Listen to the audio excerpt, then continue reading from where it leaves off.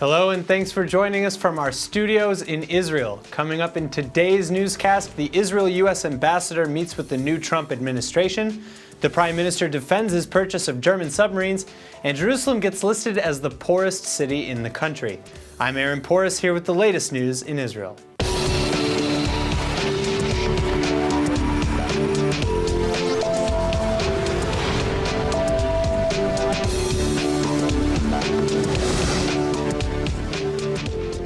U.S. President-elect Donald Trump has begun forming his future administration, but a great deal of controversy continues to surround many of his appointments. The selection of Steve Bannon as chief strategist is particularly drawing fire across the spectrum on allegations that Bannon has a history of anti-Semitism, racism, and misogyny.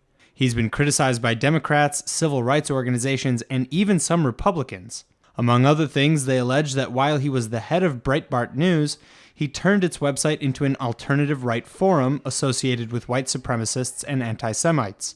But Israel isn't letting any of these criticisms get in the way of forging ties with the next White House. Here's what Israel's ambassador to the U.S., Ron Dermer, had to say after a meeting with the incoming president at the Trump Tower in New York City. I just wanted to say that Israel looks forward. I just wanted to say that Israel has no doubt that President-elect Trump is a true friend of Israel. We have no doubt that Vice President-elect Mike Pence is a true friend of Israel. He is one of Israel's greatest friends in the Congress, one of the most pro-Israel governors in the country. And we look forward to working with the Trump administration, with all the members of the Trump administration, including Steve Bannon, in making the U.S.-Israel alliance stronger than ever. Thank you. Prime Minister Netanyahu today denied allegations that personal motivations played a role in the multi-billion shekel decision to buy 3 German submarines. Prime Minister Benjamin Netanyahu and his personal attorney and confidant David Shimron are at the center of the brewing scandal. Since last week, Netanyahu and Shimron have been attacked by critics, including former Likud Defense Minister Moshe Ya'alon, who claimed that the subs were not a priority for Israeli security. Netanyahu fired back, telling the weekly cabinet meeting that he spends most of his time working to ensure Israel's security, and that principle guided the purchase of the subs. He called the subs strategic weapons that ensure Israel's future and its very existence for many years to come. כראש ממשלת ישראל אני מקדיש את עיקר זמני להבטיח את ביטחון ישראל. העיקרון שמנחה אותי הוא ברור. ישראל תוכל להגן על עצמה, בכוחות עצמה, מול כל אויב ובכל מרחב. The scandal began to emerge when Channel 10 reported last week that Shimron worked for the German company that sold the submarines, and that the decision to buy them was made over the objection of then Defense Minister Ya'alon. Leading opposition figures are calling for a complete investigation of the issue, saying that the deal stinks of corruption. Lieutenant Hadar Goldin was 23 when he fell in action during the 2014 Israel-Gaza war, but while the war ended, the fight for Hadar's family did not. Israel Beitenu Knesset member Oded Forer has been dedicating his efforts to securing the release of Goldin's body from Hamas for burial, and the lawmaker joins us in the studio today. Thank you so much for coming in. Thank you for inviting me. All right, so my first question is kind of how did we get to this situation where we have to fight for Hadar Goldin's body? I think, unfortunately, that people are always talking only about Hadar Goldin, but we need to remember there is Oron Shaul's body. There are 2 Israeli citizens alive that are now captured in the Hamas. Avera Mengistu, which is an Ethiopian citizen, an Israeli citizen, and an Arab Israeli citizen. Yeah. All of them are kept in Hamas now, and they are trying to negotiate or wanting to negotiate with us in order to release their prisoners, which are sentenced for many, many decades because of the crimes that they did and the terrorist attacks they did. And I think that they think, because of other actions that we have done before, that they can get a good deal with Israel in order to get back Hadar Goldin's body and all the others. This is an unfortunate situation, and we need to change it. So now, staying on the subject, I know Hadar Goldin has been held since 2014, since he passed away during the war. But you know, these other people who are, first of all, still alive, as you said, how long have they been in captivity? Approximately also between this time they got into to Gaza Strip.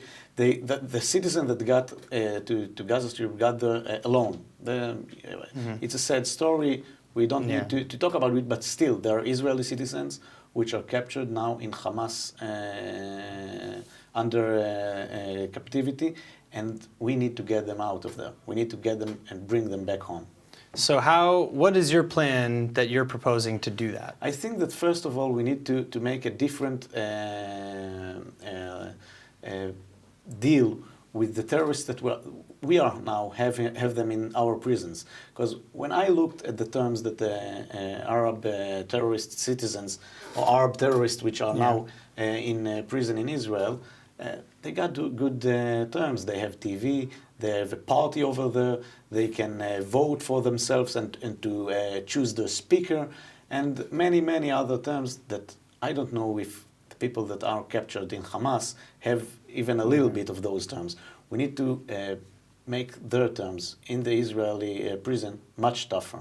So which kind of conditions would you try to eliminate? I want to eliminate all the conditions that we are not have to give them by the Geneva Agreement. Right. What we have to give them, we will give them. But I don't need to give them money in order they can buy cigarettes or some things in the prison. I need only to give them what I have to give them, not more. I don't need to let their families to visit them. Because now what we need to understand, many families from Gaza Strip in buses are coming to Israel and visiting the prisoners that are now in our prison. And we have no information about Hadar Goldin's body and about Oron Shaul's body, and of course about the two Israeli citizens which are in capture there. So do you not think that enough is being done? I mean, Prime Minister Netanyahu is supposedly doing all that he can to get Hadar Goldin and the others back. I'm sure that he's doing all that he can, but sometimes the government needs some help from the Knesset, from the legislative. So I just proposed a bill that will deny all the rights that the prisoners, the terrorist prisoners in the Israeli prison have. And I think that this will help our decision makers to get a much cooler decision in order to get a good deal and to bring back our sons from prisons. So that actually brings me right into the next question. Hamas can be characterized as Israel's arch enemy, or one of them anyway. It's in their charter that they want to destroy us. They're not interested in a two-state solution. How can Israel trust in any negotiated deal or settlement that they've come up with when historically they've broken them all? First of all, I don't want to do the deal with Hamas, and I have no negotiating with Hamas. But eventually, I want to bring our boys back home. And in order to do that, I need someone that is, in order to make some agreements which are not negotiating with Hamas, sometimes with Egypt, sometimes maybe with the leadership of United States or other leaderships around the world. We need to find the point of contact that I can close a deal with it and bring back our homes. They need to understand that they can't have humanitarian solution and humanitarian drugs and food which are now entered into Gaza Strip without giving us any information about our sons. So, I mean, and we have, not to mention, you said we have Israeli tax dollars and shekels that are going into these prisons to fund for cigarettes and education, publicly funded things like that. But they also have Hamas given salaries for having committed the terror acts in the first place. This, of course, something that we need to prevent, and we need to prevent not only Hamas, the Palestinian Authority. Abu Mazen himself is paying to Palestinian prisoners in Israeli prison, and you have a price list, how much you get for murdering an Israeli, how much you get only for injuring. You just have a price list, and we need to start hitting them where it hurts for them, and it hurts for them when we are now making much tougher for the prisoners in the Israeli prison. And then just to be clear, so aside from making their conditions tougher, you were just earlier talking about getting some outside influences to aid in putting pressure on Hamas in Gaza and the Palestinian Authority. There are many goods that are entering into Gaza Strip, many goods of construction and food and drugs, of course. And I want the world to understand the international community to understand that this is a humanitarian situation. The fact that they are holding our boys, that they are holding bodies of two of our boys, and they're holding citizens, Israeli citizens in capture, this is a humanitarian issue.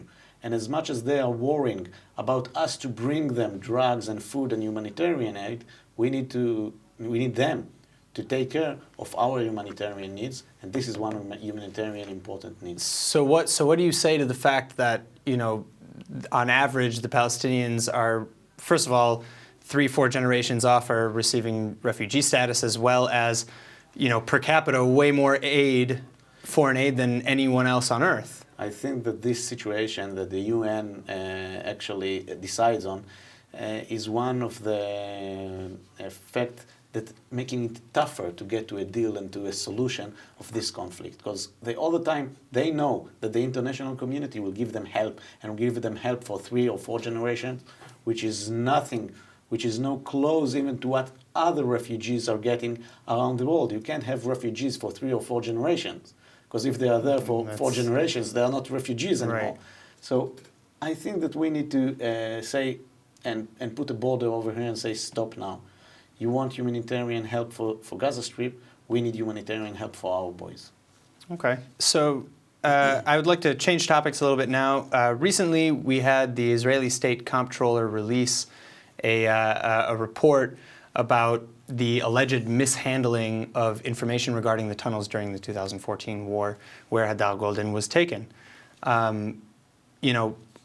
First of all, have you heard about the report? Have you read the report, and what are your criticisms of that? First of all, I haven't read the report, which is now is still a secret. This report, we haven't got it yet. Of course, the media is promoting a few headlines from this report. I can tell you this, and I'm sure about this. I'm sure that our government did all that it can do in order to make our army prepared to what it needs to do.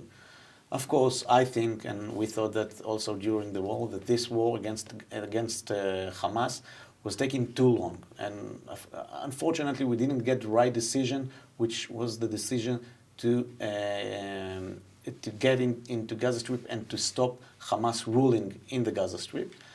It took us too long. 51 days of war is too long. And of course, in 51 days of war, there are many mistakes are being done. Yeah. I haven't read the report, but I'm sure yet that our leadership has done all that they could do in order to finish this and to solve this problem. All right, well, thank you so much for coming in. It was very insightful. Thank you. Thank you very much. I appreciate it very much. Thank you for inviting me. All right. At least 370,000 Israeli SIM cards are used by Palestinians in the West Bank, among its population of 2.8 million. While it's not known how many SIM cards are being used in Gaza, it is clear that Hamas wants any of their use to stop. The Islamist group that controls Gaza has been trying to crack down on the practice for years, but now it's stepping up efforts. SIM cards belonging to Israel's 2 biggest providers, Cellcom and Partner, are smuggled into the Strip by returning businessmen and others for under-the-counter black market sale. Any vendors caught selling them are being slapped with sanctions.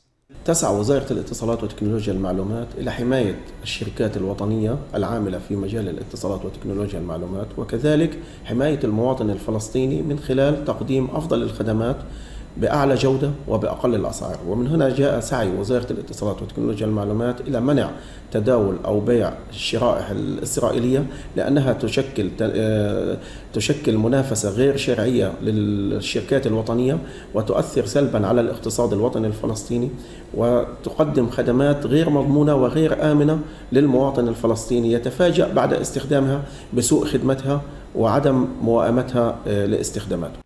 Gazans are able to access the signals from the cell provider's towers located just across the border. The only official company in the enclave is Jawal, but it's not as popular because its services and reception aren't as reliable or as cheap. A $13 Israeli SIM gives users about 5,000 minutes of talk time and potentially unlimited internet access via a virtual private network. In comparison, the same amount of money for the Palestinian Jawal card provides only 130 minutes of talk time, and web access is severely restricted. Some residents say they would buy locally, however, if the prices were more competitive. يعني أنا برجو من الجهات المعنية من جهة الاتصالات أو شركة جوال إنها تخفض الأشياء هذه بالنسبة للحزام أو الشيء هذا عشان يعني تنجرش الشباب للأمور هذه أكثر. Other Palestinians want the Israeli cards so they can more easily speak to friends, business counterparts, or relatives brought into the Jewish state for medical treatment. Others prefer the Israeli networks because they're part of the new generation technology with better internet access. The Israeli card also allows those who want to evade Islamist morality police so they can access pornography or other, quote, unacceptable content. Hamas also insists that there are other reasons only local cards should be used. الأجهزة الأمنية والشرطية تعمل خلال الفترة الأخيرة على منع تداول مثل هذه الشرائح وأخطرت جميع من يتداولون فيها أو يقومون بالاتجار بها وقف التعامل مع هذه الشرائح وعدم استخدامها وعدم التداول بها لما لها من خطورة على الحالة الأمنية في قطاع غزة أو استخدام الاحتلال وأجهزة أمن الاحتلال لمثل هذه الشرائح في المساس بأمن المواطنين الفلسطينيين هنا وتعريض أمن قطاع غزة للخطر. Israeli security has long been able to eavesdrop on conversations in the Palestinian territories to counter terror threats, and defense sources say that these techniques are so advanced that they can listen to any conversation they want to, so it really doesn't matter what network is being used. The Israeli Central Bureau of Statistics has recently come out with a report on the socioeconomic standing of over 250 Israeli cities. What was in the report, however, came as a bit of a surprise. The officials' ranking of the socioeconomic cities and towns in Israel has been released. The report by the Central Bureau of Statistics places the capital city Jerusalem near the bottom with some of the highest poverty numbers in the country. The CBS report ranks 225 communities and gives them a grade of 1 to 10, with 10 being the wealthiest and 1 being the poorest. Jerusalem is the poorest large city due to the low economic sectors of the ultra-Orthodox and Arab residents in the city. The largest financial improvement of the year goes to the cities of Rishon LeZion and Petach Tikva.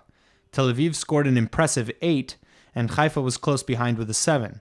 Jerusalem and Ashdod were the lowest ranking cities with a score of 4. The only perfect 10 went to the communities of Kfar Shmaryahu and Savion.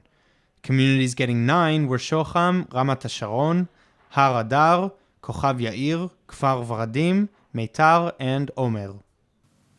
The Jewish Agency is a long-existing organization that predates the establishment of the State of Israel. The agency is not known for its activism, but one of its top officials, Nir Lahav, is developing a reputation for bucking that trend. ILTV's Steve Leibowitz caught up with Lahav and asked how he views the role of the Jewish Agency. In the old days, the Jewish Agency was filled with activists, busy settling the land. In recent years, it's a little bit less activism-driven, I would say, but people tell me that Nir Lahav is bringing activism back into the Jewish Agency. In what way? So first of all, I'm not sure it's true that activism is not part of the Israeli society. We speak about it less. The Jewish Agency was mainly involved in building the state of Israel for many, many years. Now we have a government, we have a state, and the state is more or less built. But we need to work and better our society to help the ones in the periphery who are not as fortunate as the people who live in the center and the people, the minorities living with us in the state of Israel. And what we are trying to do is mobilize the youth, the amazing youth we have in this country, to help them to help themselves in the periphery with minorities and everything that we believe make the Israeli society a better society for us to live and for the American or the diaspora Jews to be proud of. Are you getting a responsive chord from Israeli youth? Are they willing to volunteer their time? They haven't become as, let's say, looking for work and looking for school and their trip after the army. Are they willing to volunteer their time? So I want to give you an example. We started 4.5 years of Project 10, which is project that creates centers for young Jews from around the world to volunteer in different countries around the world, including Israel. The first cohort, we couldn't find participants. After 4 years, we are having waiting list of Israelis who want to go and volunteer. And when they come back from their volunteer, they come here as activists. They want to do more for the Israeli society, and we see it and we feel it every single day. Does it get a response from the donors? Are the donors willing to put their money into social activism projects here in Israel? So the answer is definitely yes. If you look at the budget of the Jewish agencies, a little bit decreasing on the core side of the budget. My unit, the Activism unit, every single year in the last 5 years increased its budget because the donors' appeal is in the unit's project, and they most of them like to fund it.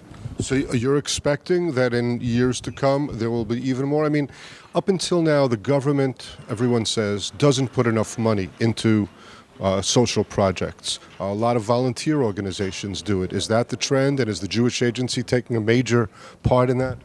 So the trend is definitely to bring the government on board as well as our partner. The government has resources and has the responsibility to take care of the issues that the Israeli society has.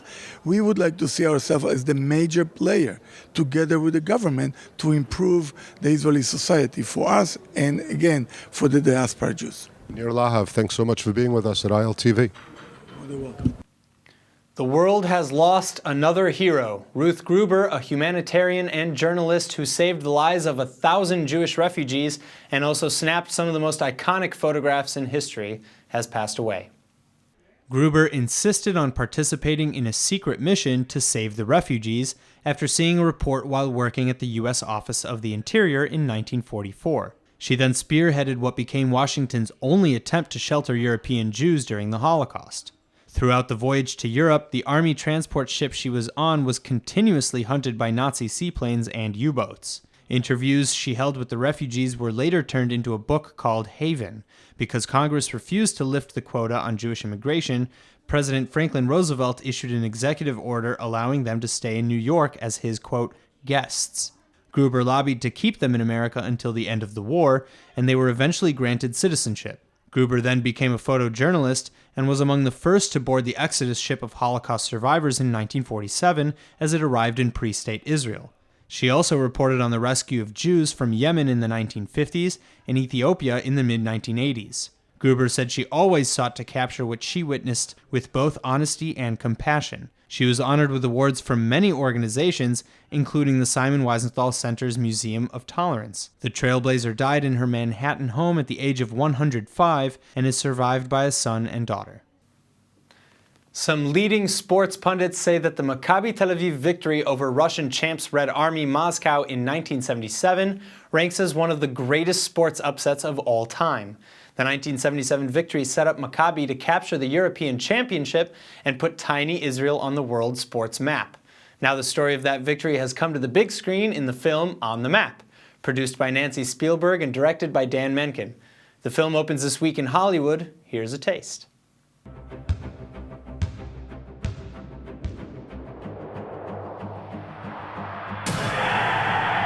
Basketball was the #1 topic in Israel. When I got there, I was really surprised because inside me, I realized that we had a chance to do something.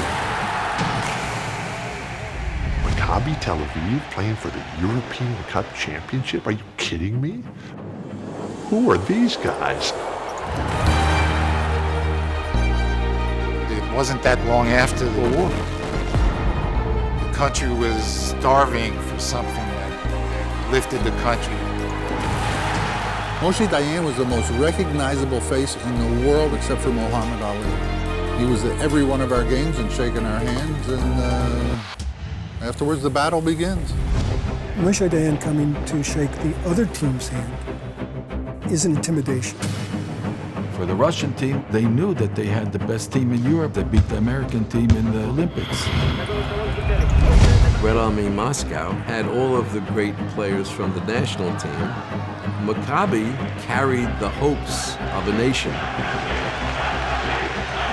My first thought was, damn, There was no reason to expect Maccabi could beat Red Army Moscow. The streets were empty. You couldn't get a taxi. Nothing moved. Nothing moved. The excitement was just too much. I wanted more.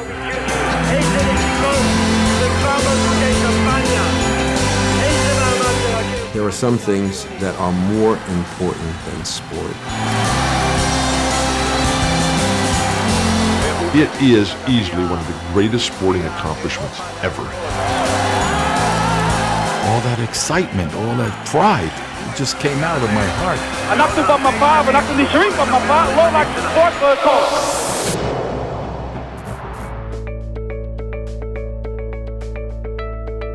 Masa Israel is home to the widest variety of immersive international experiences for Jewish young adults 18 to 30.